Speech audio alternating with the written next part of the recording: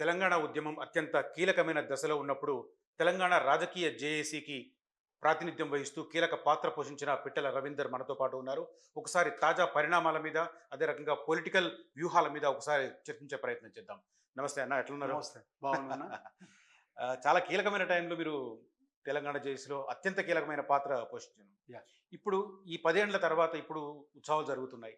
ఈ టైంలో కూడా మళ్ళీ పొలిటికల్ రప్చర్ స్టార్ట్ అయింది. దీన్ని చూస్తే మీకు ఎట్లా ఏమనిపిస్తుంది? రాజకీయాలకు ఉండేటువంటి అత్యంత సహజమైన స్వాభావిక గుణమే రప్చర్ చేసుకోవడం. ఏ వివాదం లేకపోతే ఎవడి ఉనికి ఉండదు. కాబట్టి వాళ్ళ ఉనికి కోసం తప్పనిసరిగా ప్రతి అంశాన్ని కూడా వివాదంగా మార్చే ప్రయత్నాలు అధికార పక్షాలు, ప్రతిపక్షాలు 2 చేస్తూ ఉంటాయి. కాబట్టి ఉనికి అనేదే ప్రధానము రాజకీయాలలో అవసరం. కాబట్టి దానికోసమే ఇవన్నీ జరుగుతూ ఉన్నాయి తప్ప ప్రజల సంక్షేమం కోసము జరుగుతున్నది. వాస్తవానికి ఇవాళ ఉన్న సిచ్యువేషన్ ఏంటంటే ఒక ట్రాన్సిషన్ పీరియడ్.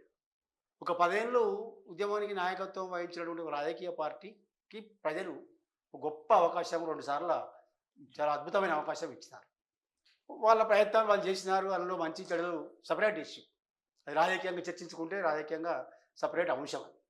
కానీ ఒక 10 సంవత్సరాలు ఇచ్చినారు. కొంత వాళ్ళ ప్రయత్నాలు వాళ్ళు చేసినారు. అందులో మంచిగా ఉంది, చెడు ఉంది. చాలా అంశాలు అందులో ఉన్నది. పెద్ద డిబేట్. 10 ఏళ్ళు పరిపాలించిన దాన్ని 10 నిమిషాలు మాట్లాడుకోరు. కాబట్టి అదొక అంశం అయితే, ఇప్పుడు కొత్తగా ప్రజలు ఒక నిర్ణయాత్మకమైనటువంటి ఒక పాత్రను నిర్వహించి, ఒక అద్భుతమైన పాత్ర నిర్వహించి తమ ఉద్యమ స్ఫూర్తిని తెలంగాణ కోసం ఎట్లాగైతే ప్రజలంతా ఐకమత్యంతో వినియోగించారో, ఇవాళ ఒక ప్రభుత్వానికి గుణపాఠం చెప్పడానికి, లేదా అది ఏమైనా అనొచ్చు, రైట్. రాజకీయ పాఠం చెప్పడానికి, లేదా పరిపాలన సంబంధించిన సంక్షేమానికి సంబంధించిన అంశాలను, అభివృద్ధి సంబంధించిన అంశాలను వాళ్ళ అభిప్రాయాన్ని వ్యక్తం చేయడానికి ఈ అవకాశాన్ని 10 ఏళ్ల తర్వాత వాళ్ళు అద్భుతంగా వినియోగించుకున్నారు ప్రజలు. కాబట్టి ప్రజలు అభినందనీయులు ఇవాళ. ఓకే. ఈ 10 ఏళ్ల సందర్భంలో ఓకే. తెలంగాణ ప్రజలు ఈ 10 ఏళ్ళు జరగడానికి తెలంగాణ ప్రజలే కీలకంగా పాత్ర పోషించారు. ఓకే. ఇవాళ ఈ మార్పులకు కోరుకున్నది కూడా ప్రజలే. ఆ మార్పు తీసుకొచ్చిన వాళ్ళు కూడా ప్రజలే. కాబట్టి ప్రజలు అభినందనీయులు మొత్తంగా ఇవాళ. రైట్. ఇప్పుడు దశాబ్ది ఉత్సవాలు జరుగుతున్న టైంలో ఒకవైపు చిహ్నం గురించి గొడవ, ఇంకొక వైపు పాట గురించి గొడవ. ఎందుకు అసలు అది? పాట గురించి మాట్లాడుకున్నప్పుడు పాట తన ప్రయోజనాన్ని ఆల్రెడీ నెరవేర్చింది. రైట్. ఒక అద్భుతమైన ఒక ఉత్ప్రేరకని, ఉత్సాహాన్ని, అవును. అనేక ఒక మెసేజ్ని, అది దానికి ఉండే శక్తిని అంతా కూడా అది సమాజానికి అందించింది ఆల్రెడీ. ఆ పాట యొక్క ప్రయోజనం నేను అనుకుంటున్నా, ఆ పాట యొక్క ప్రయోజనం ఉద్యమ కాలంలో ఏ ప్రయోజనం కోసమైతే ఆ పాటను రచయిత రాసినాడో, సమాజం స్వీకరించిందో, ఆ రచయిత యొక్క కోరిక నెరవేరింది. స్వీకరించిన సమాజం యొక్క అది కూడా నెరవేరింది. కాబట్టి ఈ పాట ఆల్రెడీ అజరామరం అయిపోయింది. రైట్. దాని మీద ఇవాళ వివాదం చేయడం అనేది అదే ఒక వివాదాస్పదమైన అంశం. ఈ వివాదమే ఒక వివాదాస్పదమైంది. ఎందుకు చేస్తారు? గత 10 ఏళ్ళు దాన్ని పక్కన పెట్టడం వల్ల ఇప్పుడు దానికి రాష్ట్రానికి ఒక గీతం ఉండాలని చెప్పి ఒక ప్రయత్నం జరుగుతుందని అనుకోవచ్చా? పక్కకు పెట్టిరు అనేటువంటి దాని మీద నేను అంగీకరించను. పక్కకు పెట్టడము, ప్రజలకు ఏది అవసరమో ప్రజలు స్వీకరిస్తూనే ఉంటారు. ఓకే. ప్రజలు తమకు ఏది అవసరమో అది స్వీకరిస్తారు. ఇయ్యని పక్షంలో దాన్ని ఎట్లా గుంజుకోవాలో కూడా ఉద్యమ స్వభావంతో మిళితమై ఉన్న తెలంగాణ ప్రజలకు చాలా తెలుసు. ఓకే. ఇవాళ ప్రభుత్వాన్ని ఎందుకు మార్చుకున్నారు? అందుకే మార్చుకున్నారు. వీళ్ళ మీద ఇష్టంతో మార్చుకోలేదు, వాళ్ళ మీద అయిష్టంతో మార్చుకున్నారు. కాబట్టి ఈ ప్రజల యొక్క చైతన్యాన్ని మనం తక్కువ అంచనా వేయడానికి ఇట్లాంటి అవకాశాలన్నింటినీ కూడా రాజకీయ పార్టీలు మేమే గొప్పోళ్ళము, మేమే నడుపుతున్నాము ఈ సమాజాన్ని, ఈ తెలంగాణను అని అనిపించుకోవడానికి ఈ సందర్భాలను వాడుకుంటున్నారు తప్ప వాటి వివాదాస్పదం చేయడం అనేది ప్రజల దృష్టి నుంచి చూస్తే అంటే 10 ఏళ్ల పాటు రాష్ట్ర గీతం లేకపోవడం అనేది కరెక్టేనంటారా? కాదు. ఏది కాదు, ఉండాలనుకున్నాము, ఉంటుందని చెప్పినాము, హామీ ఇచ్చినాము, ఇది ప్రకటించుకున్నాము ఆల్రెడీ. జయ జయ జయ తెలంగాణను జాతి గీతంగా మార్చుకుందాం, తెలంగాణ జాతి గీతంగా చేసుకుందామని అనుకున్నాము. అందరూ అంగీకరించి, సమాజం అంగీకరించింది, ఉద్యమం అంగీకరించింది. ఎవరు వివాదాస్పదం చేయలేదండి. ఎందుకు ఆపిర్రు అనే దాని మీద ఇవాళ కొత్త కొత్త విషయాలు ఇవాళ మాట్లాడుతున్నారు. వివాదాస్పదం అయింది కాబట్టి మాట్లాడుతున్నారు. కాబట్టి అది 10 సంవత్సరాలు విస్మరించడం అనేది కూడా క్షమించరానిదే. ఇవాళ దాన్ని ఒక వివాదం చేయడం కూడా కరెక్ట్ కాదని అనుకుంటున్నా. దానికంటే చాలా అంశాలు ఇవాళ ప్రజలకు దైనందిన సమస్యలలో చాలా అంశాలు మాట్లాడాల్సినవి ఉన్నాయి. ఓకే. వాటి వదిలిపెట్టి ఇది కూడా సాంగ్ విషయం అయితే పూర్తిగా పొలిటిసైజేషన్ అనిపిస్తుంది. ఎందుకంటే 2004లో పాడింది ఆంధ్ర సింగరే రామకృష్ణ, ఇప్పుడు ట్యూన్ కట్టింది ఆంధ్ర పర్సనే. ఎందుకు వివాదం? పాలిటిక్సే అనుకోవాలి.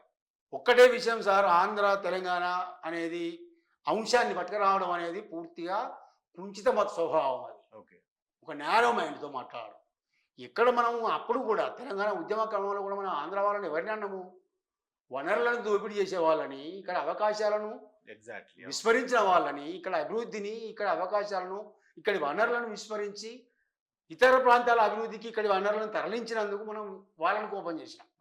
వాళ్ళ మీద కోపం పడ్డము, వాళ్ళని తిట్టినాము. అవును. ఏ భాష వాడకూడదో ఆ భాష కూడా వాడినాం. ఎందుకంటే ఆ రోజున ప్రజలని ఉన్న పరిస్థితి అది. అవును. విశ్వాసంలో తీసుకోవడానికి అది అవసరం అనిపించింది. అవును. అది ఆ రోజులు వేరే.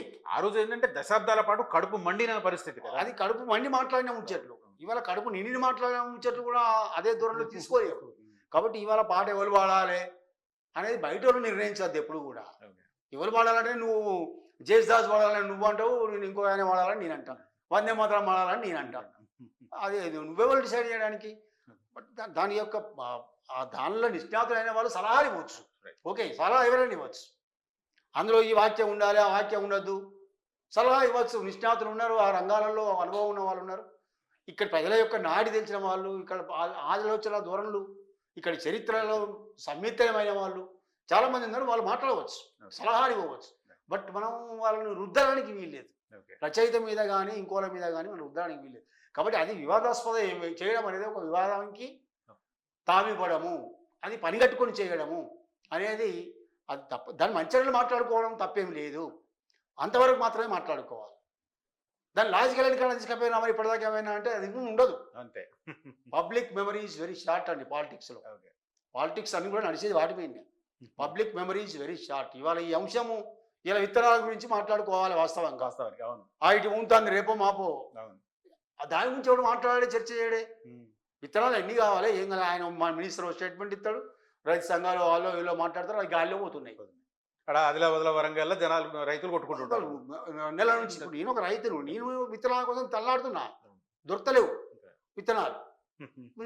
ఇప్పుడు ఇలా నా విత్తనాల గురించి మర్చిపోయి నాకు బోర్ల నీళ్ళు లేవు, భూమిలో భూగర్భ జలాలు లేవు, నాకు ఎట్లా దున్నుకోవాలి, ఐటీ ఉంటుంది, ఏం చేయాలి, నేను ప్రిపరేషన్ చేయడానికి రైతుకు ఆ ఆలోచన లేకుండా పొద్దున పాట గురించి, లిక్కర్ స్కామ్ గురించి, నీడ్ ఆఫ్ ద అవర్ అవి కానీ అవి కాక పక్కన పెట్టి ఇవి నడుస్తున్నాయి చర్చ. సో ప్రజల యొక్క దైనందిన సమస్యల గురించి మాట్లాడుకో. అందుకని నేను ఏమంటున్నా అంటే ఇవాళ ఈ ప్రభుత్వానికి ఉన్నటువంటి లక్ష్యం ఏమిటి అంటే ఇవి వివాదాస్పదం చేయకండి. మీరే పని కట్టుకొని రాజకీయ అవసరాల కోసం చేయకండి. మీ 5 నెలల్లో మీరు ఏం చేశారనేది ప్రజలు చూస్తున్నారు. ప్రజలు is the very best judges. నువ్వు నేను కాదు జడ్జెస్. కాకపోతే వాళ్ళకు ఇలా నేను టీవీలో మాట్లాడగలుగుతున్నా, నా అభిప్రాయం చెప్పగలుగుతున్నా. ప్రజలకు అవకాశం ఉండదు. వాళ్ళకి ఎన్నో వస్తుంది, రేపు పొద్దున్న లోకల్ బాడీ ఎప్పుడు వస్తుందో ఇంకెప్పుడు వస్తుందో వస్తుంది. వచ్చినప్పుడు వాళ్ళు బుద్ధి చూపిస్తారు, వంగా పెట్టి గుద్దు చూపిస్తారు కోర్టు ద్వారా. కాబట్టి మనము పరిపాలనలో ఉన్నవాళ్ళు కొంచెం సమయంతో ఆలోచించాలి. ఇవాళ నీడ్ ఆఫ్ ది అవర్ ఏంటిది, ఇవాళ అత్యవసరంగా మాట్లాడాల్సింది ఏంటిది, ఏది మాట్లాడాలి, ఇవాళ ప్రజలకు ఏది అవసరం, మనం ఏం చెప్పినాము, మనల్ని ఎందుకు విశ్వసించారు ప్రజలు. నేను అవిశ్వాసంతోనే మిమ్మల్ని ఎన్నుకున్నారు, అది అందరికీ తెలిసిన విషయం ప్రపంచానికి. ఎందుకంటే అవతల మీద ఇంకెక్కువ విశ్వాసం ఉన్నాయి కాబట్టి ఆ అవిశ్వాసాన్ని ఆ టైంకు ప్రకటించడానికి విశ్వాసం లేకున్నా కూడా మిమ్మల్ని ఆదరించినారు. అది ఆ పరిమితులను మీరు గుర్తుపెట్టుకుంటే మీరు ఇట్లా ఉండరు, ఇట్లా మాట్లాడు. కాబట్టి ఇవాళ మీరు ఇస్తారన్న పరిపాలనకు సంబంధించిన ట్రాన్స్ఫర్మేషన్ ఏం చేయాలనేది ఆలోచించాలి. పరిపాలనలో ఏం ట్రాన్స్ఫర్మేషన్ తేవాలి, విధానాలలో ఏం ట్రాన్స్ఫర్మేషన్ తేవాలి, అదేవిధంగా మీరు అమలు చేయడంలో, సంక్షేమంలో, అభివృద్ధిలో ఎలాంటి తీసుకురావాలనే విషయం మీద చర్చ పెట్టండి. ప్రజల సూచనలు తీసుకోండి. మీరు కొత్తగా వచ్చారు అధికారంలోకి, మీరు ఎక్స్పెక్ట్ చేయలేదు అధికారం ఖచ్చితంగా వస్తామని మీకు ఏం తెలియదు. కానీ ఆ రాజకీయ అవసరాలకు ఒక మేనిఫెస్టో ఇచ్చినారు. దాన్ని అమలు చేయడానికి ఏం పథకాలు ఉండాలి, ఏం విధానం ఉండాలి, పరిపాలన ఎట్లా ఉండాలి, ఇవి మాట్లాడండి. కానీ అవి మాట్లాడకుండా పాటల గురించి, ఆటల గురించి, ఈ ఎమ్మెల్సీ ఎలక్షన్ల గురించి, లిక్కర్ స్కామ్ గురించి ఎవరికి అవసరం అండి ఇవన్నీ మాట్లాడడానికి? ప్రజల యొక్క దైనందిన సమస్యలను చాలా అవసరము. అది పట్టించుకోవాల్సిన బాధ్యత ప్రభుత్వం మీద ఉంటుంది. దాని చుట్టూ ప్రభుత్వం ఒకవేళ మిస్గైడ్ చేయదలుచుకుని తప్పించుకోవడానికి ప్రయత్నం చేస్తే ప్రతిపక్షం పాత్ర ఏమిటి అంటే వీళ్ళంటారు సైడ్ ట్రాక్లో పెట్టడానికి సరి అయిన అంశాన్ని తెర మీదకి తీసుకురావాల్సిన బాధ్యత ఈ కొట్టుకపోతున్నారు. See who is fixing your agenda now? ప్రతిపక్షం ఎజెండా కూడా పాలపక్షమే. కేసీఆర్ కూడా అదే చేసినారు. ప్రతిపక్షాలకు ఎజెండా ఈయన ఇచ్చేటోడు కదా, వాళ్ళకు ఎజెండా లేదు, ఎందుకంటే క్లారిటీ లేదు. దానివల్ల తక్షణంగా వచ్చే లాభాలు, రాజకీయ లాభాలు ఉండయి ప్రజా ఎజెండాకి. కానీ వీటికి తప్పించుకోవడానికి ఇవన్నీ ఎజెండాలు. ఓకే. కాబట్టి ఈ అంశాలు చర్చనీయాంశమే అయినప్పటికీ కూడా ప్రాధాన్యత క్రమంలో వాటికంటే ప్రధానమైన అంశాలు ఇవాళ సీజన్లో చాలా ఉన్నాయి. విద్యార్థులకు సంబంధించి Right. ఉన్నాయి. ఇప్పుడు దశాబ్ద ఉత్సవాలు జరుగుతున్నాయి ఒకవైపు. ఇంకొక వైపు ఏమవుతుందంటే గత 10 సంవత్సరాల్లో జరిగిన అవకతవకలకు సంబంధించి ఒక్కొక్కటే బయటకు వస్తున్నాయి. ఇప్పుడు లేటెస్ట్‌గా ఇవాళ గొర్రెల పెంపకానికి సంబంధించిన 700 కోట్ల స్కామ్ అంటున్నారు. అంతకుముందు ఫోన్ ట్యాపింగ్ వ్యవహారం, అంతకుముందు ఇంకొక ఇష్యూ, అట్లా వరుసగా బయటకు వస్తున్నాయి. ఇవి ఎట్టర్నలు తీసుకునే అవకాశం కనిపిస్తుంది. న్యాచురల్ అండి, ఇది చాలా న్యాచురల్. ఒక ప్రభుత్వం, ఒక పార్టీకి నాయకత్వంలో ఉన్న ప్రభుత్వము గద్దె దిగిపోయిన తర్వాత, అధికారం నుంచి బయటికి పంపిన తర్వాత దాని మంచి చెడులను విచారించేటువంటి అధికారం ఇప్పుడున్న రాజకీయ పార్టీకి ఉంటుంది. దాన్ని తప్పుపట్టడానికి లేదు. కానీ అది ఏ మేరకు చేయాలి, ఎట్లా చేయాలి, దాని ప్రాధాన్యత ఎంత, అది ఏ మేరకు చర్చలోకి తీసుకురావాలనే విద్యత అనేది ప్రదర్శించాలి. ఓకే. దానిలో నీ యొక్క తెలివితేటలు, మీ ప్రభుత్వ విధానాలు బయటపడతా ఉంటాయి. ఓకే. కాబట్టి ఇవాళ ఓటెన్ కోటి ఇవాళ గొర్రెలకు సంబంధించిన స్కామ్ వచ్చింది. అది ఇవాళ మొదలైంది కాదు కదా. 4 ఏళ్ల నుంచి డీడీలు కట్టమని 50,000 రూపాయలు, ఒక యూనిట్కి 50,000 రూపాయలు పెంచుతారు. పెంచినప్పుడు మీరు ఎందుకు మాట్లాడలేదు? మీ ప్రభుత్వంలో ఉన్న వాళ్ళు ఓకే. మీరు మాట్లాడిన వాయిస్ ఏమైనా ఉందా? ఎప్పుడన్నా 1,25,000 ఉన్నది 1,75,000 75,000 చేస్తున్నారు, 50,000 ఎవరు మింగుతాడు, ఎందుకు పెరిగింది అనేది మాట్లాడాల్సిన బాధ్యత మీకు ఉండే కదా. మరి దాన్ని సవరించినారా? ఇవాళ మీరు మళ్ళీ యూనిట్ కాస్ట్ తగ్గించారా? ఓకే. తప్పుపట్ట తలుచుకుంటే తగ్గించినారా? కాబట్టి తేల్చరు. అంటే ఒక లాజికల్ ఎండ్కి ఒక ఇష్యూని, ఏ ఇష్యూని అయితే మనం తీసుకొచ్చిన మీరు రాజకీయ అవసరం కోసమే తీసుకురావచ్చు కానీ దాన్ని లాజికల్ ఎండ్కి తీసుకుపోయి దానికి ఒక పరిష్కారం జరిపేవాళ్ళు. ఇలా గొర్రెలది, చేపలది కూడా మీ టీవీ నుంచే ఎక్స్పోజ్ చేసినారు. నేను ఇంటర్వ్యూ ఇచ్చిన. ఓకే. పెద్ద స్కామ్, 10 ఏళ్లలో పెద్ద స్కామ్ అది. 1,000 కోట్లు దుర్వినియోగం జరిగినాయి, సద్వినియోగం జరగలేదు. మేము మాట్లాడినాము. నేను గవర్నమెంట్లో నేను చైర్మన్గా ఉండి మాట్లాడినా, ఉండి కూడా మాట్లాడినా.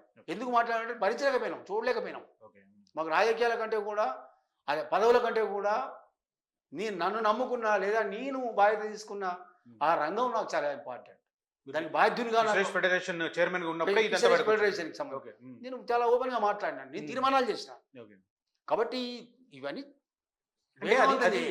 అధికారుల హస్తలాగమో లేకపోతే ఎవరైనా పొలిటికల్ బ్యాక్గ్రౌండ్ ఉందా? ఎక్కడ కూడా అధికారులను తప్పించుకోవడానికి స్కేప్ గోట్ చేయడం అనేది చాలా ఈజీ, అధికారులను చేయడం అనేది.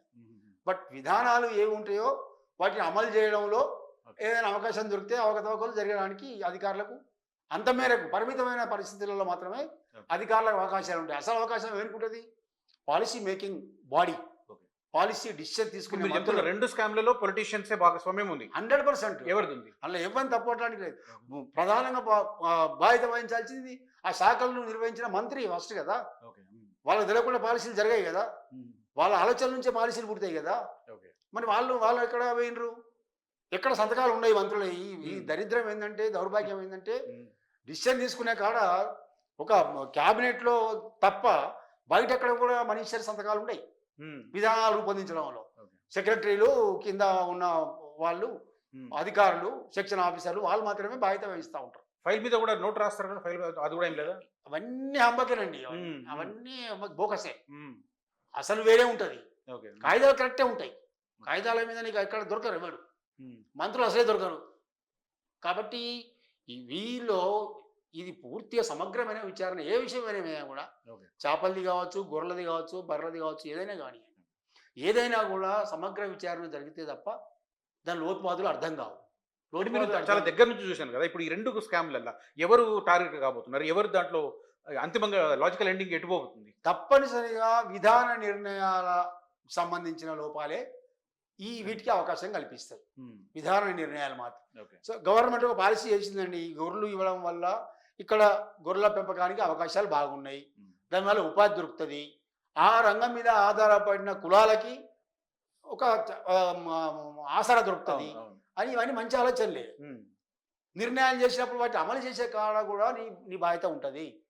విధాన నిర్ణయాలు ఎవరు చేస్తారో వాళ్ళు కూడా బాధ్యత కొంత చూసుకోవాలి, నిఘా ఉండాలి. వాడు ఎట్లా చేయగలుగుతాడండి? 50,000 ఎట్లా పెంచగలుగుతాడు ఒక యూనిట్కి? ధరలు పెరిగినాయనండి, ధరలు పెరిగితే అన్ని పెంచినావా? మరి జీతాలు పెంచినావా? పిఆర్సీలు ఇచ్చినావా? బ్యాక్లాగులు ఇచ్చినావా? చేసినావా? అవి జరగలేదు. మనకు కేవలం మీ అవినీతి కోసం మాత్రమే. ఇప్పుడు చేపలది కూడా అంతేనండి, అంత బోకసే, అంత అవినీతే. ఓకే. కాబట్టి ఈ విధాన నిర్ణయాలు ఇప్పుడు మనం తప్పించుకోవడానికి వీలేదు. దీని సైజ్ తెలిసింది 700 కోట్లని. దాని సైజ్ ఎంత ఉండొచ్చు? 1000 కోట్లు మినిమం ఉంటుందండి 1000 కోట్లు. చేపలలో. 1000 మ్మ్. కోట్లు 1000 కోట్ల రూపాయలు అప్పు తీసుకొచ్చారు ఎన్సిడిసి నుంచి ఉమ్, చేపల రంగాన్ని అభివృద్ధి చేస్తాము అని. ఉమ్, ఇంతవరకు గడిచిన 10 సంవత్సరాలలో ఉమ్, నేను అనుకుంటే గతంలో ఎప్పుడు కూడా లేదు. మత్స్య సహకార సంఘాలు పూర్తిగా నిర్వీర్యమైనవి అంటే ఈ 10 ఏళ్ల తెలంగాణ పాలనలో మాత్రమే అయినాయి. ఉమ్, నేను గంటపదంగా చెప్పగలుగుతా. ముఖ్యమంత్రి కూడా చెప్పాను నేను ఉమ్, ఈ ఉమ్, విషయం. ఉమ్. అప్పటి ముఖ్యమంత్రి, ఓకే. ఇప్పటి ముఖ్యమంత్రి కూడా చెప్పదలుచుకున్నాను. ఉమ్, సో సహకార రంగాన్ని ఆ రంగం మీద ఆధారపడ్డ వాళ్ళని బాగు చేయాలంటే ఆ ఆ ఆ లబ్ధిదారులకు అవును. సహకార సంఘం అనేది, సహకార రంగం అనేది ఒక వేదిక. ఉమ్, ఆ సహకార రంగాన్ని నిర్వీర్యం చేసి వాళ్ళ పేరు మీద 1000 కోట్లు అప్పు తెచ్చి వాళ్ళ పాత్రే లేదు, వాళ్ళ నిర్ణయమే లేదు, పథకాలు చేయడంలో లేదు, ఆ వడ్డీ కట్టడంలో లేదు, ఎవరికి ఎంత ఇవ్వాలో లేదు. మీరే ఇచ్చుకున్నారని తిందరని అయిపోయింది. ఉమ్, ఎక్కడ చూస్తే కొంతమంది 1000 కోట్లు అయిపోయినాయి, ఎవరికి ఏం లాభం జరగలేదు. మత్స్యకారుల యొక్క అభివృద్ధి ఇంతవరకు జరగలేదు. వానికి ఏం సంక్షేమమే జరగలేదు. ఉమ్, ఏమైనా 1000 కోట్లు వాళ్ళ పేరు మీద ఇచ్చే 1000 కోట్లు. కాబట్టి వాళ్ళని భాగస్వాములను చేయాలి. అందుకని సహకార రంగాన్ని బలోపేతం చేయాలి. ఇది కూడా అంతే, గొర్రెలది కూడా అంతే. ఆ సహకార సంఘాలకు అపయక్తి వాళ్ళు తెచ్చుకుంటారు కదా గొర్రెలు. అవును, అవును. ఎవరు ఎక్కడ తెచ్చుకోవాలో తెచ్చుకుంటారు కదా. ప్రతి దగ్గర మీరు ట్యాగులు పెట్టి అది పెట్టి డియో ట్యాగింగ్ అని ఈ కొత్త కొత్త పేర్లు పెట్టి ఈ ఆధునిక టెక్నాలజీని మోసం చేయడానికి, అమాయకులైన ప్రజలని మోసం చేయడానికి చాలా విజయవంతంగా ఉపయోగించుకుంటుంది ప్రభుత్వాలే. ఓకే. ఇంకొక ఎగ్జాంపుల్ ధరణి కూడా కనిపిస్తుంది మనకు అది. ధరణి కూడా అది ఒక పెద్ద ఉమ్, అంటే ఒక ల్యాండ్ బదలాయింపు, ల్యాండ్ మీద అధికారాలను బదలాయించుకోవడానికి గతంలో ఒక వర్గం మీద, సమాజంలో ఒక వర్గం, ఒక కమ్యూనిటీ ఉమ్, చేతుల్లో ఉన్నటువంటి అధికారాన్ని అధికారంలో ఉన్న వర్గం కులం చేతిలోకి తీసుకురావడానికి ధరణిని వాడుకునే ప్రయత్నం జరిగింది అనేది అందరికీ తెలిసిన విషయం. ఇవాళ దాన్ని మార్చడం కూడా మళ్ళా ఆ వర్గం నుంచి మళ్ళీ మా వర్గానికే రావాలనే దాని మీదనే మారుతారు తప్ప ఉమ్. రైతులకు సో వాళ్ళు అదే ప్రయత్నం చేశారు, ఇప్పుడు అదే వీళ్ళు అదే ప్రయత్నం చేస్తారు. జరుగుతుంది. దానికోసమే మారుతామంటే ధరణిని మార్చడం అంటే ఏంటిది మారుతారు? ఉమ్, అధికార బదలాయింపు, భూమి మీద, ఈ రాష్ట్రంలో ఉన్న భూముల మీద, భూమి మీద అధికార బదలాయింపులో భాగంగా ఇది ఒక పనిముట్టుగా ధరణిని వాడుకుంటున్నారు తప్ప ఉమ్, రైతులకు లాభం జరగడానికి, సన్నకారు చిన్నకారు రైతులకు, రైతు కూలీలకు, తర్వాత టెనెంట్స్కి, కౌలుదారులకు లాభం చేయడానికి ఇక్కడ ఎక్కడ కూడా ప్రాధాన్యత లేదు. ఓకే.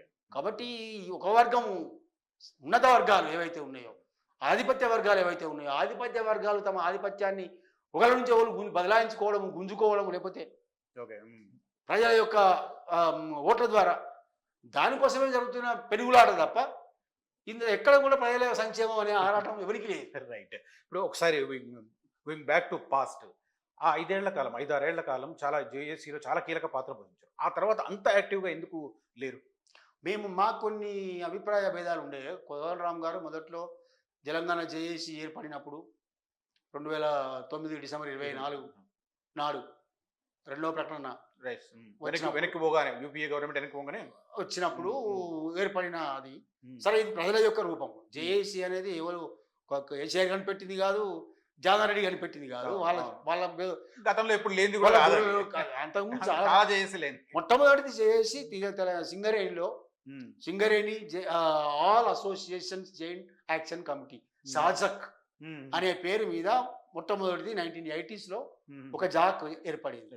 నాకు తెలిసిన, నాకున్న జ్ఞానంలో ఉమ్, అది మొట్టమొదటి జాక్ అని నేను అనుకుంటున్నా. అంతకుముందు కూడా జాక్ ఉండొచ్చు మా పరిగణలో, నాకైతే నా ఆలోచనలు లేవు. అప్పుడు మొదలైంది. అది ప్రజల యొక్క రూపం. అది సంఘటిత శక్తికి ఒక రూపము ఇచ్చుకున్న ప్రజలు ఇచ్చుకున్నారు, రైట్. ఉద్యమ ప్రజలు.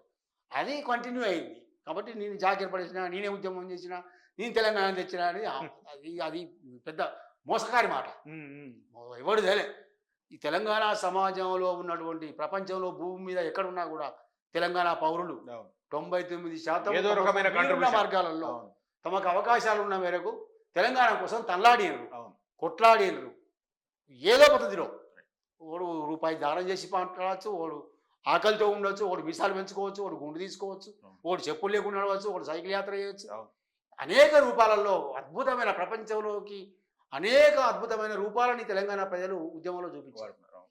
సో ఆ క్రమంలో బ్రహ్మాండంగా జరిగింది. తెలంగాణ జాయింట్ యాక్షన్ కమిటీ మేమైతే నాయకత్వం వహించిన అంటున్నారో, ఆ కమిటీకి తెలంగాణ ఉద్యమ సమాజం ఒక బాధ్యత ఇచ్చింది, మీరు నాయకత్వంలో ఉండండి అనేది. అప్పుడు ఉన్నటువంటి పరిస్థితుల మేరకు కొంతమంది నాయకులైన ఉద్యమం కొంతమంది నాయకులుగా తీర్చిదిద్దుకున్నది. అందులో కోదండరామ్ ఒకడు, ఆయన అంతకుముందు నాయకుడు ఏం కాదు, ఉద్యమం తయారు చేసుకున్న నాయకుడు.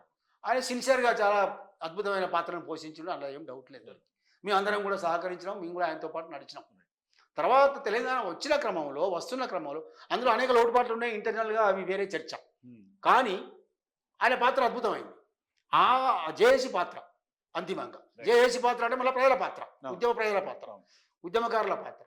అందులో జర్నలిస్టులు ఉన్నారు, అందులో కళాకారులు ఉన్నారు, పాటలు రాష్ట్రాలు పాడేటోళ్ళు, సబ్బడ వర్ణాలు ఉన్నారు. డప్పు కొట్టిన వాళ్ళు, బిచ్చ వెతుకునే వాళ్ళు కూడా, చెత్త తీసేటోళ్ళు కూడా జేఏసీ ఏర్పాటు చేసుకున్నారు. చరిత్ర ప్రపంచంలో ఎక్కడ లేదు.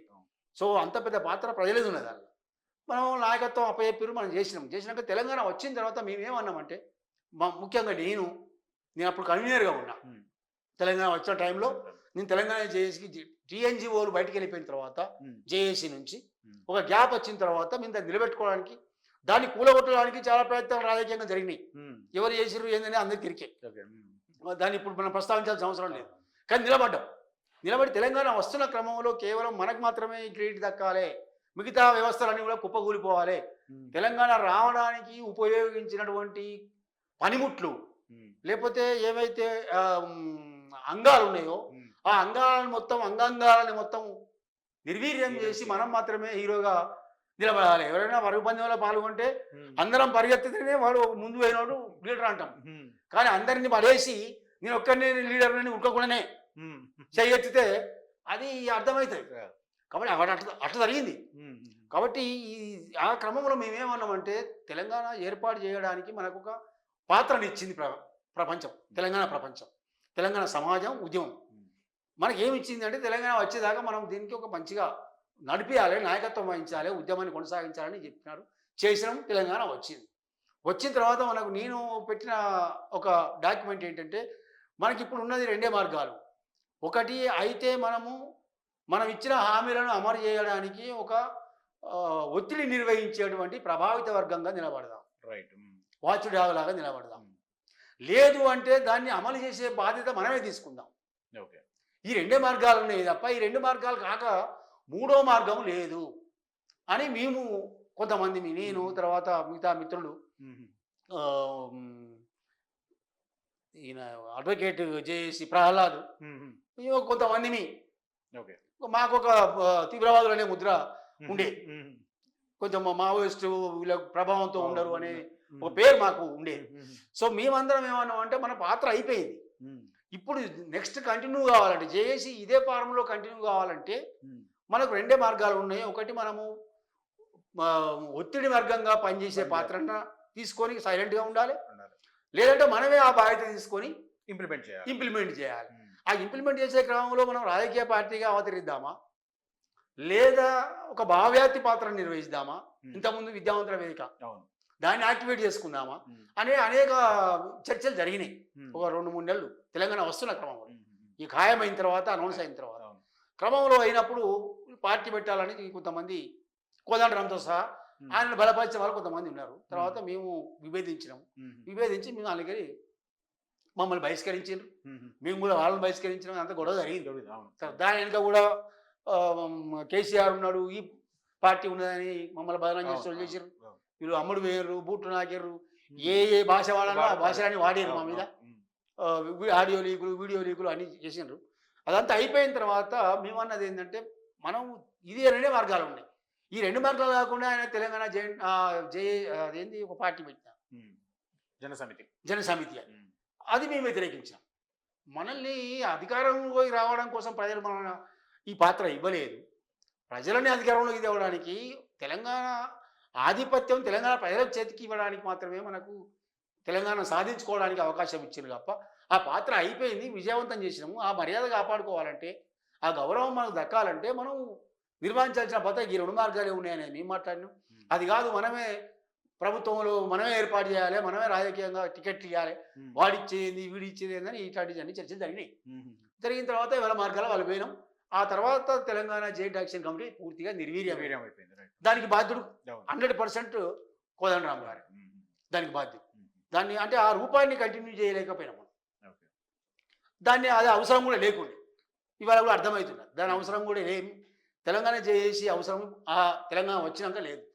ఇక వేరే అవసరాలు ఉండే, దాని కింద గొడుగు కింద 28 ప్రజా సంఘాలు, 28 సంఘాలు, ఒక 5 రాజకీయ పార్టీలను సమీకరించగలిగినప్పుడు తెలంగాణలో ఉమ్. వాళ్ళని ఎవరి పని అన్ని పనులు మానుకొని తెలంగాణ కోసమే కొట్లాడారు. అవును. తెలంగాణ వచ్చింది. వచ్చిన తర్వాత మళ్ళీ వాళ్ళ పనులకు వాళ్ళు వెళ్ళిపోవాలి. ఉమ్. నా పనికి నేను వెళ్ళిపోవాలి. మీ పనికి మీరు వెళ్ళిపోవాలి. పోయి అందులో మీరు తెలంగాణ ఎట్లుండాలి, నిర్మాణం పునర్నిర్మాణమా, ఇంకోటంటమా, ప్రజాస్వామిక తెలంగాణ, ఇంకో తెలంగాణ, ఇంకో తెలంగాణ అని ఓ 16 తెలంగాణలు ఉన్నాయి. ఉమ్. ఎవరి తెలంగాణ వాళ్ళకే ఉన్నాయి. ఉమ్. సరే అది ఏమన్నా కానీ ఎవరి ప్రయత్నం వాళ్ళు చేసుకోవాలి. అది జరగకుండానే మళ్ళా వాళ్ళు రాజకీయ పార్టీ అని అంటే పెట్టి జేఏసీ నిర్వీర్యం కావడానికి కోదండరాం కారణం అంటున్నారు. 100%. కానీ మీరు బ్యాక్ స్టాప్ చేసి బీఆర్ఎస్ ప్రోత్సాహంతో మీరు అటు వెళ్ళారని చెప్పి మీ మీద అలిగేషన్ ఉంది. అయితే నా మీద అలిగేషన్ ఉంది. అదే అంటున్నాను. నా మీద చాలా సీరియస్ అలిగేషన్స్ ఉన్నాయి. ఉమ్. అది ఒకటే కాదు. ఉమ్. మేము ఎందుకంటే మేము ధిక్కరించినాం. తెలంగాణ జాయింట్ యాక్షన్ కమిటీ ఏర్పాటు చేసింది తెలంగాణ రాష్ట్ర సాధనకు ఉద్యమానికి కొంత దిక్సూచిగా పనిచేయడానికి, అవును. కోఆర్డినేట్ చేయడానికి నేను ఒక కోఆర్డినేటర్గా ఉంటి తెలంగాణ జాయింట్ యాక్షన్ అవును, అవును. 3320 జేఏసీలను నేను కోఆర్డినేట్ చేసిన. రైట్. అవును. అప్పటి 10-11 జిల్లాలలో నేను మొత్తం సమన్వయం చేసి తెర మీద కనిపించేది ఒకరైతే తెర వెనుక మేము గ్రౌండ్ ఎప్పుడు వర్క్ అంతా మీరే మేము చేశారు. ఎప్పుడు కూడా తెర వెనుకనే ఉన్నాము, తెర ముందుకు రాలే. అవును, చాలా కాలం రాలేదు. అవును. నేను పుస్తకం కూడా తెర వెనుక దృశ్యాలని రాసిన. ఉమ్. ఉమ్. తెలంగాణ ఉద్యమంలో తెర వెనుక దృశ్యాలు నా పుస్తకం. ఉమ్. ఉమ్. మేము తెర వెనుకనే ఉన్నాము. మమ్మల్ని బైకాట్ చేసినారు, మమ్మల్ని పోలీసులు కిడ్నాప్ చేసినారు, నిర్బంధించినారు. ఉమ్. అనేకం జరిగాయి, అనేకం అనుభవించినాం మేము ఉద్యమకారులుగా. ఉమ్. కానీ ఇవాళ ఉద్యమకారుల జాబితాలో మా పేరు లేదు. ఉమ్. అదొక పెద్ద వండర్. Yeah. సరే మేము దాని ఆ గుర్తింపును మేము కోరుకోవడం లేదు. ఉమ్. తెలంగాణ ఏర్పడిన తర్వాత టీఆర్ఎస్ పార్టీకి కుమ్మక్కైనాము, అమ్ముడు పోయినాము అన్నారు కదా. టీఆర్ఎస్ పార్టీ కూడా గడిచిన 10 సంవత్సరాలలో ఏ సందర్భంలో కూడా పిట్టల రవీందర్ అనేటువంటి తెలంగాణ జేఏసీ కీలపాత్ర పోషించుడు అని చెప్పి నన్ను గుర్తించి ఏ ఉత్సవానికి పిలిచిన ఆ సందర్భాలు ఇంతవరకు నాకు లేవు. ఉమ్. నాకు ఇంతవరకు Okay. నేను టీఆర్ఎస్ పార్టీలో ఇవాళ కూడా నేను సభ్యుని కాదు. నేను చేరలేదు. కానీ ఆ సేవను గుర్తించడం వల్లనే మీకు ఒక చైర్మన్ పదవి ఇచ్చినట్టున్నారు కదా. చైర్మన్ పదవి ఎందుకు వచ్చింది అంటే నేను తెలంగాణ వచ్చిన తర్వాత నేను ఒక రంగాన్ని ఎన్నుకున్నా. ఉమ్. అంతకుముందు జర్నలిస్ట్గా పనిచేసిన. అవును. ఆ తర్వాత సింగరేణిలో మేము అధ్యయనాలు చేసినాం. ఓ 20 ఏళ్ళు ఉమ్. సింగరేణి గణికారులకు సంబంధించిన ఉద్యమాలలో పాల్గొన్నాం. ఉమ్. నేను తెలంగాణ వచ్చిన తర్వాత విస్మరణకు గురైన రంగము ఉమ్మడి ఆంధ్రప్రదేశ్లో బాగా విస్మరణకు గురైన రంగము మత్స్యరంగం కాబట్టి ఉమ్. మత్స్యరంగం మీద కొంత వర్క్ చేద్దామని చెప్పి నేను ఆ రంగాన్ని సొంతంగా ఎన్నుకున్నా. ఉమ్. ఎన్నుకొని ఆ రంగం మీద పనిచేసిన. ఓకే. ఆ రంగం మీద ఇంకా పనిచేసిన వాళ్ళు ఎవరు నాకంటే బాగా పనిచేసిన వాళ్ళు లేదా బలంగా పనిచేసిన వాళ్ళు ఎవరు లేకపోవడం వల్ల ఉమ్. అనివార్యంగా ఉమ్. నేను మాత్రమే కనమాట. ఓకే. రెండవది నా కమ్యూనిటీ, నేను రిప్రజెంట్ చేస్తున్నటువంటి కమ్యూనిటీ ఉమ్. ముదిరాజ్ కమ్యూనిటీ కూడా ఉమ్. బలమైన కమ్యూనిటీ కాబట్టి ఆ కమ్యూనిటీని కూడా ఓట్లను కూడా దండుకోవాలనే ఉద్దేశం ఉండొచ్చు బహుశా వెనుక. ఉమ్. లేదా నా శ్రమను గుర్తించనే కావచ్చు, లేదా ఉద్యమకారుడనే కావచ్చు. Okay. ఉద్యమానికి నేను ఫిషరీస్కి సంబంధించిన చైర్మన్ పదవికి ఏం సంబంధం లేదు. ఇప్పుడు ఎట్లున్నాయి రిలేషన్స్ పార్టీతో? ఎప్పటికీ పార్టీతో ఏ పార్టీ మీటింగ్కి నేను పోలేదు ఇంతవరకు. ఓకే. ఉమ్. వాళ్ళు చైర్మన్ గా ఉన్నప్పుడు కూడా BRS చైర్మన్ అయిన ఉన్నప్పుడు ఒక్కసారి మాత్రం రాష్ట్ర కమిటీ మీటింగ్కి ఉమ్. స్పెషల్ గెస్ట్గా పిలిస్తే మాత్రమే ఒక్కసారి పోయినా, ఒకటేసారి పోయినా. ఓకే. పోయినా నా పాత్ర ఏం లేదు అక్కడ. ఉమ్. ఆ తర్వాత నేను ఎప్పుడు కూడా ప్రభుత్వం నన్ను గుర్తించింది లేదు, మేము ఉన్నది లేదు ఆడ. సో మా పాత్ర ఏం లేదు పార్టీలో. నేను ఇంతవరకు మొదటి నుంచి కూడా అయితే మాకు ఉద్యమంలో అందరం కలిసి పనిచేసినాం కాబట్టి రిలేషన్స్ ఉంటాయి. అందులో కేసీఆర్తో మాకున్న సంబంధాలు, ఉమ్. ఆయన పార్టీ పెట్టేప్పటి నుంచి మేము ఆయనతో కలిసి ఉన్నాము. ఓకే. 2004 కంటే ముందు 2000 సంవత్సరం నుంచి ఉమ్. నేను ఆయనతోనే ఉన్నా. ఉమ్. ఆయన కోసం నేను చర్చ అనే పత్రిక నడిపిన. ఉమ్. జేఏసీ మన టీఆర్ఎస్ కోసం ఉమ్. ఆయన పెట్టినప్పుడు అప్పుడు ఒక రాజకీయ పార్టీ అవసరం అనుకున్నాం, ఆయనతో ఉన్నాము. ఆ ఇంటిమసీ మాకు మిగతా రాజకీయ పార్టీలతో జర్నలిస్ట్గా ఉన్నప్పుడు ఉంటుంది. కార్యకర్త సంబంధాలు తప్ప వ్యక్తిగత సంబంధాలు ఎప్పుడు మేము మెయింటైన్ చేయలేదు. ఉమ్. ఇప్పటికి కూడా ఏ రాజకీయ పార్టీతో ఏ రాజకీయ నాయకుడితో నాకు దోస్తాను లేదు, ఫ్రెండ్షిప్ లేదు. మాకు ఉన్న సంబంధాలు కార్యకర్త సంబంధాలు, ఉద్యమ సంబంధాలు కేసీఆర్తో కొంచెం ఎక్కువ ఉండే. ఓకే. మమ్మల్ని సింగరేణి గురించి మాట్లాడినప్పుడు అవును. లేదా జర్నలిస్టుల గురించి మాట్లాడినప్పుడు కొంత మమ్మల్ని పరిగణలోకి తీసుకొని మాట్లాడినప్పుడు సందర్భాలు తప్ప ఇంకెప్పుడు నేను కలవలేదు. ఓకే. ఇప్పుడు రాష్ట్రం ఏర్పడి 10 ఏళ్ళు అయింది. 10 ఏళ్ల తర్వాత మొత్తం పొలిటికల్ పిక్చర్ అంతా డిఫరెంట్గా కనిపిస్తుంది. బీఆర్ఎస్ పార్టీ ఆల్మోస్ట్ 0 లెవెల్కి పడిపోయిందా అనిపిస్తుంది. మీరు ఎట్లా అంచనా వేస్తున్నారు? రాజకీయ పార్టీలకు పైకి పోవడం అదొక బెల్జార్ సిస్టమ్ అంటాం ఎకనామిక్స్లో. అంటే గంటలా గుర్తులాగా ఉంటుంది. ఓసారి పైకి ఉత్తాన పతనాలు అంటాం. ఓసారి పైకి పోయినట్టు కనబడుతుంది, ఓసారి కిందికి పోయినట్టు కనబడుతుంది. మాకు పెద్దలు జయశంకర్ గారు చెప్పారు, ఆయన ఉద్యమాన్ని చూసి మేము బాగా ఆనందంలో చెందుతా ఉంటే జేఏసీలో లేదా విద్యావంతుల వేదికలో మాట్లాడుతున్నప్పుడు ఇంటరాక్షన్ అవుతున్నప్పుడు ఆయన అనేటోడు ఢిల్లీకి పోయినప్పుడు ఏమో మాకు రేపే వస్తుంది అనిపిస్తుంది, తెలంగాణకు వచ్చే వరకేమో ఇంకా బాగా కుట్టాలనిపిస్తుంది అని మాకు ఒక మూలసూత్రం చెప్పేటోడు. అంటే మమ్మల్ని ఉత్సాహపరచడానికి ఢిల్లీకి పోయి రాగానే మాట్లాడుకుంటే అరే రేపు మాపు వస్తుందా పిలుపు వస్తుంది, సోనియా గాంధీ అనుకూలంగా ఉన్నారు, కాంగ్రెస్ పార్టీ అనుకూలంగా ఉన్నది, వీళ్ళని కలిసాం వాళ్ళని కలిసాం అన్ని మంచిగా చెప్పేటప్పుడు మాకు బాగా ఉత్సాహం వచ్చింది. చలో ఇంకో కార్యక్రమం పెడదాం, ఒత్తిడి పెంచుదామని జేఏసీకి ఒక ఒక ఉత్ప్రేరకం లాగా పనిచేసేది, ఆయన స్ఫూర్తిలాగా పనిచేసేది ఆయన మాట. మళ్ళా కొన్ని రోజులు కాగానే ఎక్కడ వేసింది అక్కడనే ఉంది, ఇక్కడ చూస్తే అంత వీడు అటు కాంగ్రెస్ వాళ్ళు అటు వీళ్ళు ఇటు ఇదంతా చేస్తారు, మళ్ళీ వస్తుందా మళ్ళీ ఢిల్లీ పోవాలి అని ఇట్లా అనేది ఉత్తాపతాలు ఉంటాయి. కాబట్టి రాజకీయ పార్టీకి ఏది కూడా అధికారం శాశ్వతం ఎవరికి కాదు. ప్రజల యొక్క మన్నన ఉన్నంతసేపే. కమ్యూనిస్ట్ పార్టీలు అధికారంలో ఉన్న కాడ ఉన్నట్టుగా ఈ రాజకీయ బూర్జువా పార్టీలు పక్కా బూర్జువా పార్టీగా మారినటువంటి టీఆర్ఎస్ పార్టీతో సహా ఇప్పుడున్న కాంగ్రెస్ పార్టీతో సహా ఇవన్నీ కూడా మా పరిభాషలో నేను బూర్జువా పార్టీనే అంటా.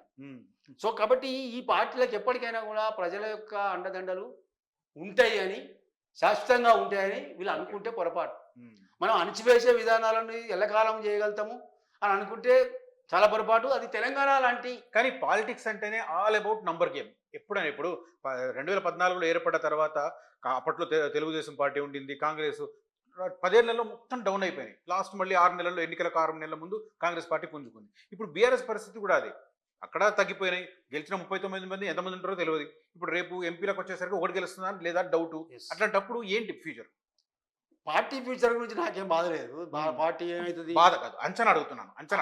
పార్టీ ఫ్యూచర్ సంబంధం లేదు కాబట్టి బాధ కూడా లేదు. ఇంటర్నెట్ సమస్య అంతే. కేసీఆర్ గారు తెలంగాణ వచ్చినాక అధికారంలోకి వచ్చినాక నేను పూర్తి ఫక్తు మాది రాజకీయ పార్టీ అని ప్రకటించుకున్నారు. అది అంతవరకు ఆయనను ప్రశంసించవచ్చు. ఎందుకంటే దాగుడు మూతలు ఆడలేదు. రాజకీయ పార్టీ అన్నాడు. రాజకీయ పార్టీ ఆయన ఏ వర్గం నుంచి ప్రాతినిధ్యం వహిస్తున్నాడో ఆ వర్గ స్వభావమే ఆయన అమలు చేసిండు. అంతే. దాని గురించి దాపరికాలు లేవు. అదే అమలు చేసిండు. అందులో కొంత లాభం జరుగుతుంది, జరగచ్చు, అనివార్యంగా జరుగుతుంది. 10 పనులు చేస్తే పని తాగుతుంది. వ్యవసాయానికి చేసినా, నీళ్లు తెచ్చినా, అది తెచ్చినా you are bound to do that. అంతే కదా, అధికారంలోకి వచ్చింది అందుకోసం. Elected for that only. నువ్వు నమ్మించడం ఆ ప్రజలని అంతకంటే బాగా చెప్తా అని. కాబట్టి దాని ఏదో సంకల్పుద్దుకోవడం, గొప్పలు చేయడం, ఐటీని ఇట్లా చేసినా అట్లా చేసినా నువ్వు చేసింది ఏమి లేదా. అది ఉన్నదాన్ని అధీనం. అలా నీ గొప్పతనం కొంత ఉంటే ఉండొచ్చు, నీ ఔదార్యం కొంత ఉంటే ఉండొచ్చు, నీ ఆలోచనలు కొంత ఉంటే ఉండొచ్చు, అది ఉపయోగపడవచ్చు, నీ అనుభవం ఉపయోగపడవచ్చు. అంత మాత్రాన పూర్తిగా నేనొక్కనే అన్ని అహం బ్రహ్మస్మి అనేది కాదు అని చెప్పారు ప్రజలు. ఎవరు చెప్పినా ఇంట్లో కదా, మనము ప్రజలే చెప్పారు. ఎవరు చెప్పినా ఇంట్లేదు కాబట్టి మనమే చెప్దామని కొంత చొరవ తీసుకున్నారు ప్రజలే. కాబట్టి ప్రజలు అంతిమ నిర్ణయితారు. ఈ తెలంగాణ ప్రజలు ఉద్యమ పోరాటాల వారసత్వం ఉన్నటువంటి తెలంగాణ ప్రజలు, చరిత్ర ఉన్నటువంటి ప్రజలు తక్కువ అంచనా ఇవ్వడం అనేది ఏ రాజకీయ పార్టీకైనా, ఏ నాయకునికైనా, ఏ వర్గం అయినా కూడా మంచిది కాదు అని నేర్చుకోవాలి. నేర్చుకొని తన అనుగుణంగా తన విధానాలని, తన కార్యాచరణని, తన స్వభావాన్ని మార్చుకోవాలి. మార్చుకుంటే చరిత్రలో ఇవాళ భూస్థాపితమైనా కూడా మళ్ళీ మొలకెత్తడానికి నీకు భూమి అవకాశం కల్పిస్తుంది, నీరు అవకాశం కల్పిస్తుంది, సూర్యరశ్మి అవకాశం కల్పిస్తుంది, గాలి అవకాశం కల్పిస్తుంది. ఈ పంచేంద్రియాలు సృష్టిలో ఉన్నాయి. వాటిని వాడుకొని, వాటిని నమ్ముకొని పనిచేయాలి తప్ప నేనే అన్నిటికీ మూలము అనుకుంటే పతనం మాత్రం పర్మనెంట్ అవుతుంది. కాబట్టి ఏ పార్టీ అయినా కూడా కాంగ్రెస్ పార్టీని ఇంకా వస్తుందని ఎవరు అనుకున్నారు? అధికారంలోకి వస్తుంది అసలు ఎవరు కలగాలి కూడా అంటే ఆ పార్టీ కలగాని లేదు, మనం కాదు. భారతీయ జనతా పార్టీ రేపు మాపు అధికారంలోకి వస్తాను అని కలలు కన్నది.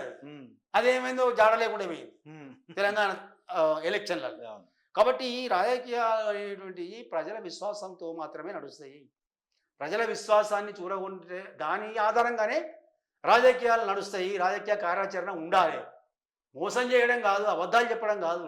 ఈ వాళ్ళదే చేసిర్రు, వీళ్ళదే చేసిర్రు. ఈ ఏంది 6 హామీలు ఏంది, ఆ కథ ఏంది, ఆ 420 ఏంటిది, ఇవన్నీ అర్థమైతే చూస్తే రేపు ఎమ్మెల్సీ ఎలక్షన్లో ఎవరు టికెట్ ఇచ్చారు, ఏం జరిగింది, ఏం చేస్తారు, మీ ఆచరణ ఏమున్నది ప్రజలు గమనించరా? వాళ్ళకు నా లెక్క మాట్లాడే అవకాశం రోజు రాకపోవచ్చు.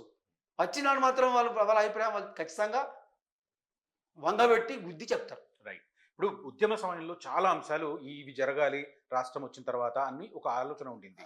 నీళ్లు, నిధులు, నియామకాలు ఇట్లాంటి చర్చలు జరిగినాయి. 10 ఏళ్ల పాలన చూసినాం. ఇప్పుడు జరుగుతున్న పరిణామాలు చూస్తున్నాం.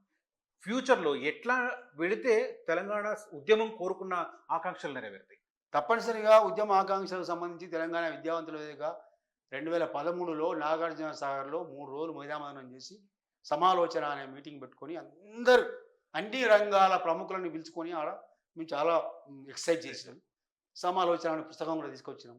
అదే తర్వాత తెలంగాణ జేఏసీకి పీపుల్స్ ఎజెండా పేరు మీద మేము శ్రీకృష్ణ కమిటీకి కానీ ఇంకో కమిటీకి కానీ ఇచ్చినాం. అదే ఎజెండా ఇవాళ బీఆర్ఎస్ పార్టీ తన మేనిఫెస్టోలో మార్చుకున్నది. మేనిఫెస్టోలో మార్పులు చేర్పులు వాళ్ళ అవసరాలు రాజకీయ అవసరాల భాషలో రాజకీయ పరిభాషలోకి మార్చుకొని చేసుకున్నారు. కాబట్టి అది ఇంకా మిగిలే ఉన్నది. కొంత ప్రయత్నం జరిగింది. కేసీఆర్ 10 ఏళ్ల పాలనలో ఏం జరగలేదు అని ఎవరైనా బ్లాంకెట్ స్టేట్మెంట్ ఇస్తే నేను తప్పకుండా ఖండిస్తాను. తప్పకుండా ప్రయత్నాలు జరిగినాయి. ఆయనకు ఆ విజన్ ఉంది. ఆయనకు ఉద్యమ స్వభావం ఉన్నది, ఉద్యమ నిజాయితీ ఉన్నది ఉద్యమంలో. అదేవిధంగా అభివృద్ధి చేయాలి, ఇక్కడ వనరులని వినియోగించుకోవాలి, ఇవన్నీ ఉన్నాయి. ఇవన్నీ ఇంట్లో ఎక్కడ తప్పట్టడానికి లేదు. కానీ ఆచరించే క్రమంలో వచ్చినటువంటి గ్యాప్ ఏదైతే ఉంది, ఆలోచనకి ఆచరణకి మధ్యలో వచ్చిన గ్యాప్, మధ్యలో వచ్చినటువంటి అనేక ఆటంకాలు, వాటిని అధిగమించడం మీద దృష్టి పెట్టకపోవడం వల్ల చాలా అనర్థాలు జరిగినాయి తెలంగాణకు. వాటి వల్ల మనం విమర్శగా మాట్లాడతాము. కాబట్టి ఏది అబ్సల్యూట్ కాదు, ఇంకా చాలా పనులు జరగాల్సి ఉన్నది. భూమికి సంబంధించిన అంశాలు, వ్యవసాయానికి సంబంధించిన అంశాలు కొంత ప్రయత్నం జరిగింది. అలాగే తప్పప్పుల గురించి మాట్లాడుతూనే ఉన్నారు, మొదటి నుంచి మాట్లాడతారు, ఇప్పుడు కూడా మాట్లాడుతున్నాము. కాళేశ్వరం గురించి, కాళేశ్వరం ఒక పెద్ద ఒక హోప్ ఇచ్చింది ఈ ప్రజలకు, అలా అబద్ధమేమి లేదు. కొంత విజయం కూడా ఇచ్చింది, కొంత ఫలితాలు కూడా ఇచ్చింది, అది కూడా అబద్ధమేం కాదు. నీళ్ల వినియోగానికి సంబంధించి కొంత ప్రయత్నం జరిగింది. భూమికి సంబంధించిన ప్రయత్నం జరగలేదు, పూర్తి స్థాయిలో జరగాల్సిందే జరగలేదు. ఉద్యోగాలకు సంబంధించి కూడా చాలా నిర్లక్ష్యం జరిగింది, అది జరగాల్సినది. వైద్యానికి సంబంధించి, విద్యకు సంబంధించి కూడా జరగాల్సినంత జరగలేదు. కొంత వైద్య విద్యకు సంబంధించి కొంత పురోగతి ఉంది, కొంత పురోగతి ఉన్నది, కొంత ప్రయత్నం జరిగింది. కొత్త కాలేజీలు పెట్టడం చాలా. సో అందులో అవినీతిని మాత్రమే మీరు చూస్తున్నారు, కానీ ప్రజా ప్రయోజనాలు కూడా. ఇప్పుడు వెనకడ మావోయిస్టులు వాళ్ళు చెప్పేవాళ్ళు, శత్రువు పోతూ పోతూ తన వినాశనానికి సంబంధించిన విత్తనాలు తానే చల్లుకొని పోతాడు అని. కాబట్టి ఎంత మంచోడైనా, ఎంత చక్రవర్తి అయినా, అశోకుడైనా, శివాజీ అయినా, ఇంకోలైనా తప్పనిసరిగా ఆ లోపాలు ఎక్కడనో వాటిని విస్మరిస్తే, పదే వాటిని విస్మరిస్తే, ప్రజలు చెప్పినాక కూడా పట్టించుకోకపోతే, విద్యులు చెప్పినాక కూడా పడిచెవిన పెడితే తప్పనిసరిగా అవి నీ వినాశనానికి సంబంధించిన విత్తనాలుగా మొలకెత్తుతాయి అనేది మనం ఇవాళ ప్రాక్టికల్గా, ఇవాళ ప్రయోగాత్మకంగా మనం తెలంగాణలో చూసినాం. బీఆర్ఎస్ పతనంతో చూసినాం. సో అది బీఆర్ఎస్ పతనం అవుతుందా, ఆ నుంచి మొక్కగా లేస్తుందా, ఎట్లయితుంది అనేది ఈ గవర్నమెంట్ చేసే పనుల మీద ఆధారపడి ఉంటుంది, వాళ్ళ వైఖరి మీద కూడా ఆధారపడి ఉంటుంది. ఇప్పుడు 2 రోజుల నుంచి చూస్తున్నాం కదా మనము, ఈ గీతము తర్వాత చిహ్నం మీద వివాదం, బీఆర్ఎస్ బౌన్స్ బాక్ అయింది, ఎంతో కొంత ఫైటింగ్ ఆ మోడ్కి వచ్చింది. తప్పనిసరిగా నువ్వు ప్రజల యొక్క డిమాండ్ను మాట్లాడాల్సి వస్తుంది రాజకీయ పార్టీ.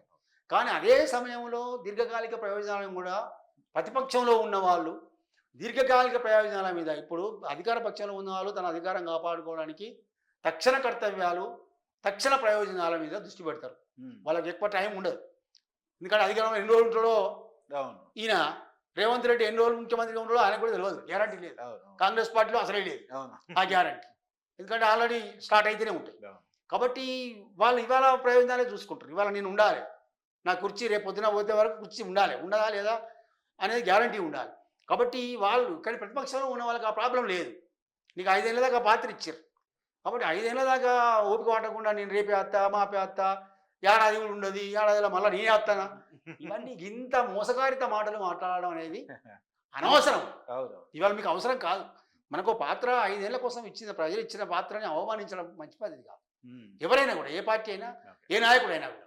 కాబట్టి దాన్ని హుందాగా స్వీకరించాలి, దాన్ని హుందాగా నెరవేర్చాలి. ప్రజల యొక్క మన్నలను పొందడానికి మళ్ళీ ఎక్కడ పోగొట్టుకున్నావో అక్కడనే వెతుక్కోవాలి. ప్రజల విశ్వాసాన్ని కోల్పోయినావు అధికారంలో ఉండి, అది పెద్ద తప్పిదం. అధికారంలో ఉన్నోడు ప్రజల విశ్వాసాన్ని కోల్పోవడం అంటే చెత్తగాంతనమే. అక్కడి నుంచి మనము మళ్ళీ బౌన్స్ బ్యాక్ కావాలి. ఇవాళకి కూడా వాళ్ళు మాట్లాడుతున్నది ఏమిటి అంటే ప్రజలు తప్పు చేశారనే మాట్లాడుతున్నారు. నాకైతే ఆశ్చర్యం అనిపిస్తుంది. ఇక మీరు నేర్చుకునే స్థితిలో లేరు. అందుకని మీరు అన్నట్టుగా అది ఇక లేతుందా లేవదా అనేటువంటి డౌట్ మాలాంటిలో కూడా వస్తాయి. ఇక రేపు ఇవాళ 1 తారీఖు ఆల్మోస్ట్ ఇంకో 4 రోజులు అయితే అది కూడా అర్థమవుతుంది ఏమవుతుంది అనేది. ఏమైనా కూడా మన చర్యను బట్టే ప్రతిచర్య ఉంటుంది. ఒక రాజకీయ పార్టీ చర్యను బట్టి ప్రతిపక్షంలో ఉన్నప్పుడు ప్రతిపక్షంలో పాత్ర ఏమున్నది అనేది, మీరు మళ్ళీ అధికార పక్షంలో రావాలని కోరికలు ఉంటే తప్పనిసరిగా మీ పాత్ర ఆ దిశలోనే ప్రజల విశ్వాసం, కోల్పోయిన విశ్వాసాన్ని తిరిగి పునరుద్ధరించుకునేందుకు ప్రయత్నాలు జరగాలి. మీ మీ కార్యాచరణ కూడా అట్టే ఉండాలి. ఇప్పటికైనా కూడా నేను నా సలహా ఏమిటంటే ఆ పార్టీకి ఉమ్మడి కార్యాచరణ, అదేవిధంగా సమిష్టి ఆలోచన. ఇవి 2 లేకపోవడం వల్లనే మీకు ఈ గట్టి పట్టింది ఇవాళ. కాబట్టి ఉమ్మడి కార్యాచరణ అనేది ఇప్పటికైనా నేర్చుకోండి. సమిష్టి ఆలోచన అనేది కూడా ఇప్పటికైనా అన్ని సర్వాంతర్యామిని అని ఎవరైతే అనుకుంటారో వాళ్ళు తప్పకుండా ఎక్కడో దగ్గర దెబ్బతింటారు అనేది కాలం నేర్పింది. రైట్. ప్రజలు Right. ఆ కాలానికి అనుగుణంగా వాళ్ళు కూడా తీర్పిచ్చారు. కాబట్టి ఇప్పటికైనా కూడా ఒక ఉమ్మడి కార్యాచరణ, ఒక సమిష్టి ఆలోచన అనే విధానాన్ని మనం ఒక రాజకీయ పార్టీగా ఉన్నవాళ్ళం రాజకీయ పరిమితులకు లోబడే నిర్వచించుకొని కొత్త కార్యాచరణతో మీరు ముందుకు రావాలి తప్ప మళ్ళా పాత కార్యాచరణ ప్రజలు తప్పు చేశారని గ్రహిస్తారు, ఇంకా వాళ్ళని ఆడిపోసుకోవడం, వాళ్ళని తిట్టడం అనేది ఇంత దురహంకారం అది. కాబట్టి అనుభవిస్తున్నాక కూడా అధికారం కోల్పోయాక కూడా మనం ఇంకా ప్రజలు తప్పు చేసిరనేటువంటి అభిప్రాయంతో ఉంటే ఎప్పుడు విశ్వాసంలోకి తీసుకుంటాం ప్రజల్ని మనం ఇంకా?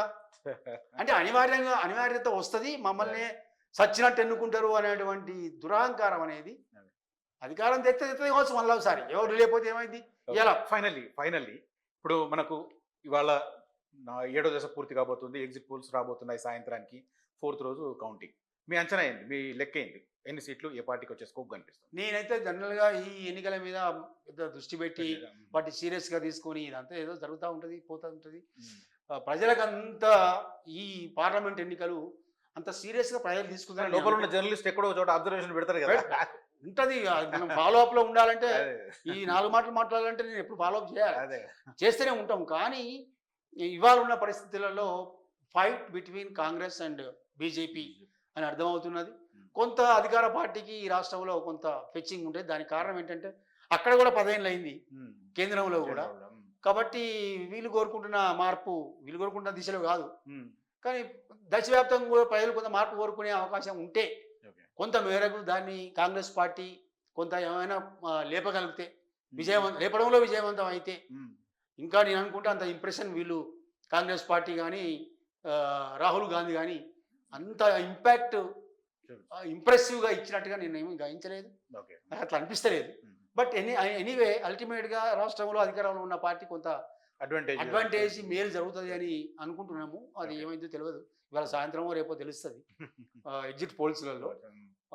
భారతీయ జనతా పార్టీకి కొంత మెరుగైనటువంటి మోడీకి సంబంధించిన ఏ దుష్ప్రచారాలు అయితే చేస్తున్నారో, మోసగారిత విధానాలతోని ఏదైతే దుష్ప్రచారం చేసుకుంటున్నారో, ప్రజలలోకి మతాన్ని రాజకీయ అవసరాలకి ఏ విధంగా చూపిస్తున్నారో, కొంత ప్రజలు దానికి లొంగేటువంటి అవకాశం, ఆస్కారం మళ్ళీ కూడా కనిపిస్తూ ఉన్నది. ఇప్పుడు అవి ఏవో ఇచ్చినారు కదా, తలంబ్రాలని అవని ఇవని, అక్కడ రామ మందిరం అని, అక్షింతలు, ఇట్లాంటి ప్రయత్నాలు చాప కింద నీరులాగా వాళ్ళు ప్రజలను కంటే ఎక్కువ మతాన్ని మాత్రమే నమ్ముకున్నారనేది అందరికీ అర్థమైంది. కానీ అంత చైతన్యం తెలంగాణ లాంటి సమాజాలలో ఉన్నది. కానీ ఆ పరిస్థితులు కూడా అందుకు అనుకూలంగా ఆ ప్రజలు నమ్ముతున్నటువంటి ఆల్టర్నేటివ్ అమలు చేయడానికి తగిన వాతావరణం కూడా డెమోక్రాట్స్ క్రియేట్ చేయాల్సిన అవసరం ఉన్నది. తెలంగాణ సమాజంలో క్రియేట్ కావాల్సిన అవసరం ఉన్నది. కానీ ఇప్పుడున్న స్థితిలో మాత్రం కాంగ్రెస్ తర్వాత బీజేపీ వరుస క్రమంలో ప్రయోజనం పొందుతాయి. ఏదో అడపదడప ఏమైనా ఉంటే బీఆర్ఎస్కి నేను అనుకుంటా కొంత ప్రయత్నం అయితే చేసినారు ఈ ఎన్నికలలో.